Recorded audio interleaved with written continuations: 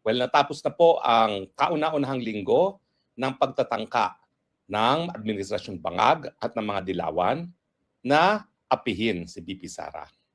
Punahin niyo po ang title ko ay ang pagtatangkang apihin si BP Sara dahil alam naman natin na ating BP Sara hindi po payag na maapi.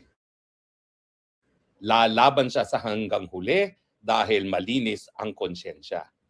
Yung mga naririnig niyong mga chismis-chismis at di umano magre-resign si BP Sara, kalimutan niyo po yan. Wishful thinking yan ng mga kalaban dahil alam nila hindi nila mapapatunayan ang mga paratang laban kay BP Sara at kung mapatunayan man, hindi naman impeachable yung kanilang mga mapapatunayan at hindi mapapatanggal si BP Sara sa kanyang posisyon. Pero ninanais nila talaga sirain si BP Sara dahil nakikita nila na bumababa daw sa survey si BP Sara.